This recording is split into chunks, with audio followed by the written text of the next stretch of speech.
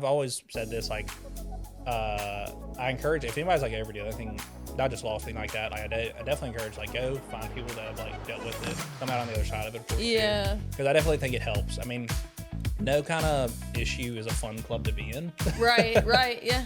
But I think when you have, like, those people that are like, hey, I get you, this helped me, or I get you, like, let's go talk about it or whatever, I think it means a lot more. Absolutely.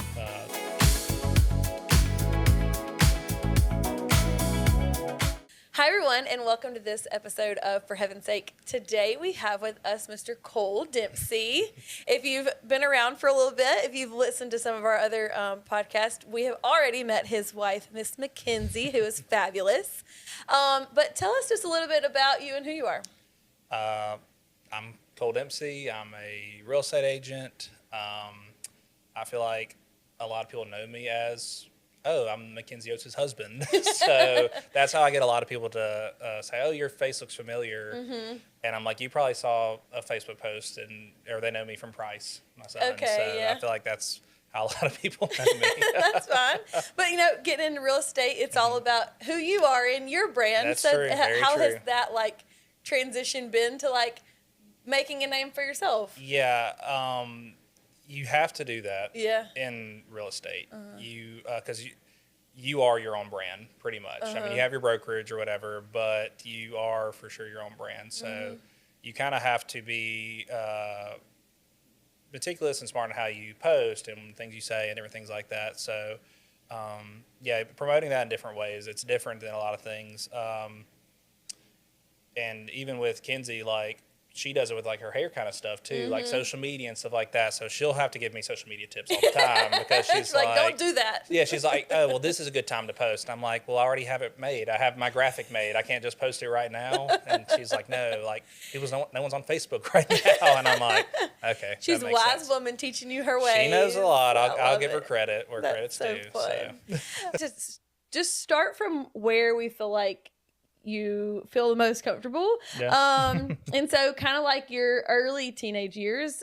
I was going to church. I went to a private Christian school, different things like that. I definitely wouldn't say I was fully saved at that point though. I think that I was definitely, I think at the time I really thought things were real and stuff like that, but I don't think, I feel like whenever you're fully saved, you have a radical change, and then you can see those fruits and different things like that. And so I don't think that hit until later on in life. But I was playing baseball. I played a little bit of college ball. Did you really? Yeah, I played at Spring Hill. I didn't know that. That's cool. I played 1 year there. And it was... So after my freshman year of college, it was the summer, so that was 2018, if I have my math right. That's when we found out about Mom's cancer diagnosis. Okay, so tell us a little bit about this for those who have zero idea who you are and all that. So my mom, she taught at the school I went to. She was a teacher, and she was diagnosed that summer with stage 3 colon cancer. Which was definitely a full change, whirlwind thing. I went through I dropped out of school. Mom didn't like that. But I was like, I'm done with school and I'm working, so I could kind of be around more. Because when you're playing ball, you can be on the road for an away game, and then I have no way to get home if something was needed to happen. So I was like, I'm done with school and I'm going to get a job. And I did get the job, but Mom was very upset that I had quit school. So I took some classes at a community college. Just to appease her? Just to appease her. Perfect. Because she was pretty mad at me that I did that. I remember her being really selfless. She wouldn't have wanted you guys, anything negative for you guys because of what she was going through. And she was going to have her way. That was how Mom was. I mean, if she said it, she was going to, you could take it to the bank, and she was like, no, this is what you're going to do now. And I was like, oh, okay, never mind then. So that was my plans, I guess. That's funny. But she battled cancer for 3 years. And in that 3 years, you have your ups and downs. You have, you have holidays spent in hospitals or away, or different treatments that, she had her good days and her bad days, and that would, same thing. And then I was working a full-time job, and then eventually I was doing full-time school as well. So of course a lot going on. So you have a younger sibling. Yeah. How was, like trying to grow and like navigate your own life while also trying to be who you need to be for your sister? I felt like our kind of like dynamic, I felt changed a little bit, because there was a lot of times where I was like, I need to kind of be more responsible for her, because mom would have to be going away sometimes for a cancer treatment, like out of town or out of state. And dad would go with her, of course. And so there's a lot of times where I was like, I'm taking her to school. I'm going to pick her up. I'm going to do this. So just trying to be there for her, because it was a weird time for her, because she would have been in like late elementary, middle school when all that kind of started. So I feel like our relationship changed a little bit. Like, we were still brother and sister. Yeah. Like, I'd still drop her off at school, and I'd blare music to make her embarrassed and like roll down the windows. She'd get real mad. But that was just kind of, I was like, how I saw our relationship, I guess. Absolutely. So like growing through that from what I remember, your mom got better for a little while. Yeah. And then like, talk to me about that. So she, again, had your ups and downs through those 3 years, but getting into, it would have been the summer of 2021, she was doing great, like the later part of the summer. And she, actually, the report that we got back was she had one small blip on her lung, and that was it. It was so small that they couldn't even operate it on. And she rung the bell, like to commit, like to enter treatments like that. And then like that, the next month she just she started feeling kind of bad. And so they went back out. And the report was, it's everywhere. It is every single place, and she has a month to live. And that was that change. And so I feel like sometimes it's like, yes, she did fight cancer for 3 years, but like it was literally the closest to the best report you can get. Yeah. To 1 month later, the worst. And then, of course, a month later, she passed. So it was definitely a traumatic thing, I felt like, just to have that one extreme to the other. Yeah. And so she passed October 16th of 2021. And I remember for like holidays, like Halloween, Thanksgiving, Christmas, I was okay. I didn't like have, that kind of realization until it was New Year's. And I went, oh, wow, like this, I'm never going to have a year with my mom again. And I remember that's kind of when I went off the deep end. And I think I didn't, I guess, like say like God's not real, but I was definitely mad at God because of the circumstances and how everything kind of went down. And I was like, nope, I'm done and I'm mad. And so for a little while there, I didn't care really about my life. I didn't care about whatever. I was, probably partying it up or whatever. I mean, I just could care less because I was just mad. But then it was months down the road, and it kind of hit me. I was like, this is not what your mom would have wanted. Because mom, like, I've said it before to people, like, if you could, like, I guess, scale Christianity, mom was at the top of the list. Like, so she passed in 21. Well, Christmas of 2020, when I said, hey, mom, what do you want to get your Christmas? She wanted a new women's study Bible and a notebook for it. And I was like, who asked for that for Christmas? But I got her that. And so for that whole year, she journaled until she couldn't physically, get out of bed or whatever. And so I was like, she did all that and still, through a cancer diagnosis, still whenever, hey, you have 1 month to live up until, like I said, she just couldn't get out of bed. She was still writing it and journaling it and reading the Bible. I was like, that's such a disservice to her and her life and her own, I guess, testimony. So I was like, I need to change. And so, I texted a friend. I was like, hey, I need to come to church with you. And she was like, what? I was like, I don't know anyone at that time. I didn't know anyone because I'd cut off everybody that was like really like telling me like, oh, God has a plan, it's like that. I was like, I don't want to Yeah. hear that. Yeah. So I started going to church. I started getting involved. I know some people have different viewpoints about this, but I realized that with what I was dealing with on top of responsibilities at the home and having a full-time job and full-time school, I was like, I need to like mentally also talk to myself. I put myself in therapy. Yeah. I Oh like no, said, we're firm believers in yeah, I therapy. know some people have like negative No, no, connotations to no. it, Yeah. but I think that helped me immensely too. Yes. Because even though this where I was getting it done at, it wasn't like a Christian place. I do feel like yes, God can fully change you, but I feel like God can also put people in your life to help you 100%. with things. 100%. So I definitely think that, I don't know if that therapist is a Christian or not, to be honest with you, but I think he was definitely put in for a reason. A reason, yeah, absolutely. So where do you feel like that, you said you kind of got back in church, but what was that like salvation encounter like for you?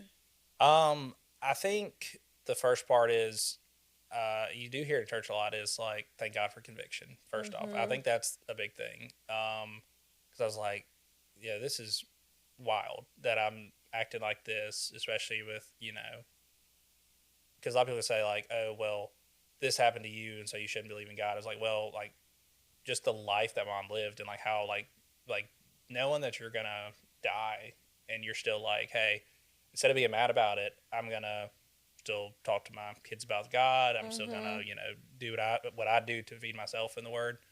So I was like, I gotta change all that, and it was like it was a true radical change because it wasn't just like, oh, I need to go to church. It was, I'm listening to podcasts. I'm going to church events at South where I was at, going, with they have a ransom there, and I'm listening to music, and with like therapy things, I was like, I would go on walks or I'd do whatever, and so I'm listening to different sermons or whatever. So it really was like a, hey, like I got to get plugged in because I felt like that was honoring my mom too. I mean, I'm doing it for my own salvation, of course. Yeah. But I was like, no, I know mom would be proud of me. Yes. Doing this, 100%. and so I think that's was how it went.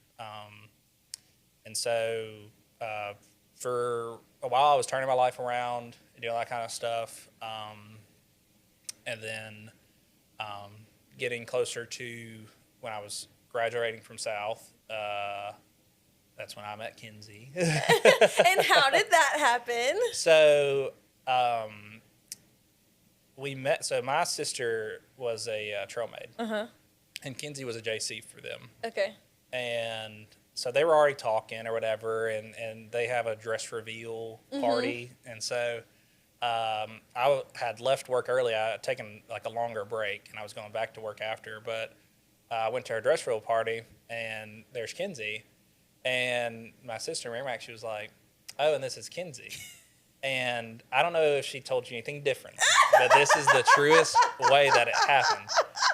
I was like, "Hey, how are you?" And she went and hugged me, and she like will deny that for some reason.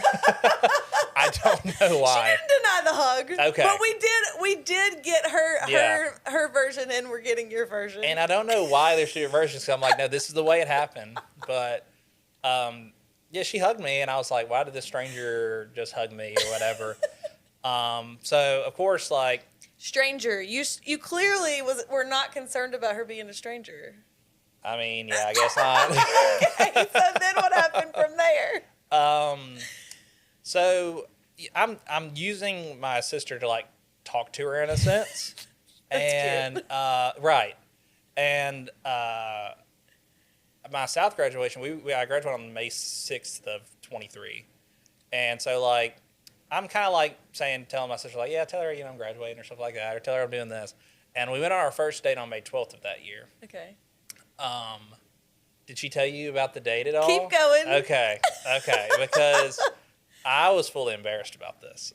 So I'm more like, hey, like, if I'm gonna like take her on a date, like I'm gonna pick her up, I'm gonna take her to dinner or something like that, and then we're gonna, or we go see a movie or something. Like I was like more like, I guess like your traditional like first date type of thing. And I remember I texted her. I was like, "Hey, I'm gonna pick you up at 7:30," and then she was like, "That's late." I was like, "Well, do you like we can go to this restaurant downtown? We can go to this restaurant here." And she was like, "I don't feel like going downtown. I don't feel like doing this or doing that." Yeah. And I was like, "Well, what do you want to do?" And she was like, "Well, I'm trying to put my TV together." We didn't hear about this. Okay. So I was like, do you need help putting your TV together, like the TV stand or whatever? Mm-hmm. And so I went to her condo to literally help set up a TV. That was our first date, to set up her TV and her TV stand. She didn't have a screwdriver, and so we had to go to Lowe's. So our first date was to Lowe's to buy a screwdriver. Then we came set that up. And you knew that she was going to put you to work forever. Right. So we get done with that, and I was like, okay, do you want to go like out to eat? No, you know what? I could really go for a Chick-fil-A. I was like, all right, we'll go to Chick-fil-A. We didn't go into we went to curbside Chick-fil-A and then took it back to her condo. I was like, she's embarrassed of me. I was like, this is a terrible first date. She does not want to be seen I was in like, public. that's what I thought. I was like, she doesn't want to be seen with me in public. Like, this is going terrible. And then we watched a movie, and then we left, and then I left, and that was it. And I was like, that was weird. And then, but we had a second date. I helped her with I think I helped her with either a hair thing or a Bunley Moore thing, like set up that she had an event going on. And at the time, I was supposed to be going to live in Birmingham. Mm-hmm. We did hear this. Okay. I was going to get my master's in Birmingham. The field that I wanted to go into was in like a collegiate athletic department. Okay. I was interning at South there with an awesome guy who I learned a ton from. And I was like, this is like my true passion. And so I was interning there. I knew where I wanted to go because in Birmingham there's a lot more opportunity for working in sports for like the front office side of things, I guess, or whatever, or in some kind of department like that. And so anytime even before Kinsey, like I'd went on a date with a girl or something like that, I'd be like, hey, like I'm leaving for Birmingham, like let's just call it.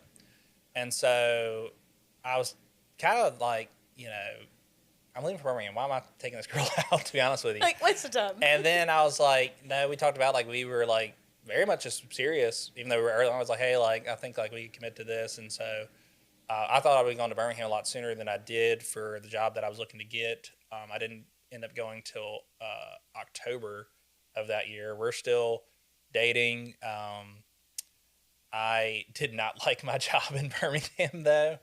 And we had while I was there working, we had gotten engaged, and she was like, well, why don't, you just move back and we'll figure it out.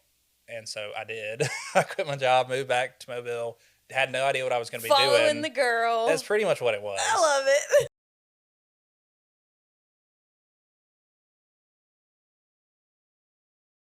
Didn't really date growing up. I had one boyfriend in high school, and then I was just like, okay, I'm kind of over that for a little bit, and I focused on my career and the ministry, and then I was like, it's time to get back out there. So I was just having fun going on lots of dates with a lot of people.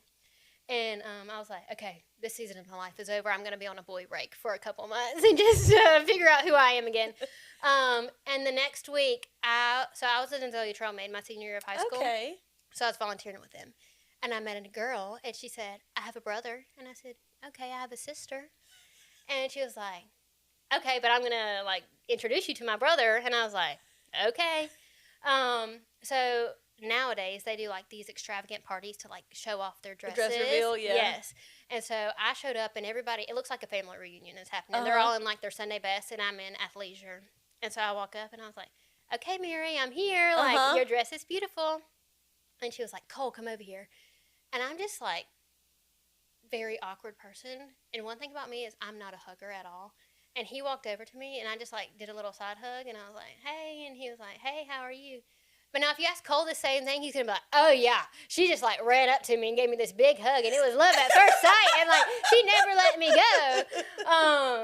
So that's how I met Cole. And then we started dating. And he was like, hey, I'm not looking for anything serious because I'm moving to Birmingham for my job. And I was like, little do you know, you are looking for serious, and you're not going to Birmingham. So he ended up moving to Birmingham to go to Sanford to get his master's and to work a job up there. And he was there, I think, for maybe 6 weeks. And he was like, I'm coming home. And I was like, that's right, you're coming home. Yes, you are. So from the time we dated, got engaged, got married, it was 8 or 9 months. Oh, wow. So, yeah, one thing about me, everybody's like, she doesn't go on a second date. So once I went on the second date with Cole, everybody's like, oh, yeah. okay, this He's is it. Yeah. So, and that was it. So we dated, we got engaged. He moved to Birmingham for 6 weeks. We rented an apartment. We had to buy out the apartment lease, and he moved back and we got married.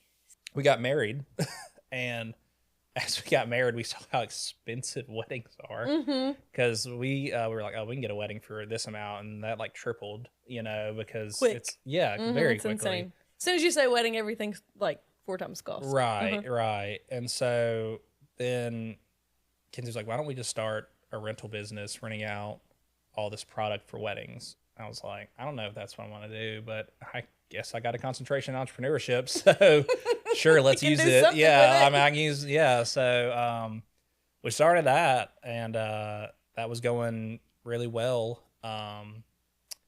until we had Price, because Price isn't, I can't say he's a bad baby. Yeah. He's a hard baby, though. Yeah. A really hard baby. And his worst times were early in the morning, late at night. And with the rental business, that's what I'd be doing. Yeah. So we ended up pivoting from that, and I was like, okay, like I could go back to looking at athletic departments or whatever, but the hours for that can be a lot. A lot, yeah. So, because I mean, I talked to some guys that were working, and they'd be like, yeah, well, we started setting up for this game at 8 a.m. Well, we have to take down after, of course, too, so we wouldn't get home till 2 a.m. Like, that's a long day. So I was like, even though like I never felt like it was work because I enjoyed every part of it. I was like, I knew I'd be away from. But trying to build a family. Yeah, trying to build a family, that'd be hard to do. So we were talking, and she was like, well, what about real estate? Like, is that something you can do? We can kind of, your schedule's flexible and you can do this. I was like, I don't know. I've never seen myself as that. So I was like, I guess we can do that. Yeah. And so I was very skeptical the whole time going through getting my license, like the schooling for it. I was very skeptical. But I slowly like enjoyed it because a lot of times like it's a challenge. Each time someone's trying to get a house, it's like a challenge. And I enjoy that part. I enjoy like the negotiation part a lot too. I mean, I enjoy like showing a home and be like, oh, you have this feature and this feature, but it's like, okay, I kind of like the nitty gritty, like, okay, hey, let's iron this out so this person can get this home. So I do enjoy it. So it's like a different passion. Yes. Just pivoting a little bit. Just pivoting a little bit. So what do you feel like in all of those different, like, jumping from thing to thing, like you've been in a lot of different places in a lot of different scenarios. What do you feel like the Lord has taught you in each of those different, like thinking about like grief with your mom and then like moving to, building a family and like really being dependent on him to show you whatever the next open door is. Yeah. What do you think like he's taught you through those things? I guess kind of like the first part about like grieving and stuff like that. I feel like on one of the episodes, Andrea kind of hit on it. Okay. Like loss a little bit. So every loss is different. Yeah. And one thing that's like kind of almost like my life's mantra, I guess, in a way, is like you don't know until you know. So with like how she was saying, like it, they didn't understand like her loss. It's nice for people's like sympathy or whatever. That's awesome. That really is. But I feel like it means a lot more when somebody fully understands what you're going through. And I remember like when mom was diagnosed with cancer, everybody's like coming out and saying things like that, which is again great. I'm not saying anything bad about that. But I had there was one guy that sent me a direct message, and he went to the same school I did. He was taught by my mom. He was definitely like one of my mom's top 5. I don't even think I was in my mom's top 5 of students. But he definitely was, and she would make it known. And he had sent me a message, and he was like, "Hey," because his parent had passed away from cancer, and had went through like before that, of course, like went through like that same thing. And he said, "Hey, I know what you're going through," and that meant so much more. And so I feel like I think sometimes having that like inclusion with people definitely helps. Mm-hmm. And so I do like, I've always said this, like, I encourage, if anybody's like ever doing anything, not just lost being like that, like I definitely encourage, like, go find people that have like dealt with it, come out on the other side of it, of course, Yeah. too. Because I definitely think it helps. I mean, no kind of issue is a fun club to be in. Right, yeah. But I think when you have like those people that like, hey, I get you, this helped me, or I get you, like, let's go talk about it or whatever, I think it means a lot more Absolutely. to that individual. So I think that's taught me that in a way, or dealing with things. And I'd say going to like pivoting around, it's like when we pray every night, I say, God, lead us where you want us to be. And that's a very genuine like thing. I try my best to be genuine about and say, because I'm like, you know, we've jumped around and we've done this, and we have a son now, and it's like, are we gonna have another one? I don't know, like, because he's tough. But I think it's just being willing to what God has for you, you know, and what God wants for you, and His plan, and you just got to be do your best to hear from Him, and I think that's what I've learned. Walk through the open doors. Yeah. Yeah, for sure. Absolutely. Do you have any final thoughts, final words? I don't know. That's fine. Let's see. You don't have to. I don't know. Yeah, you're good. All right. Well, thank you guys for joining us on this episode of For Heaven's Sake.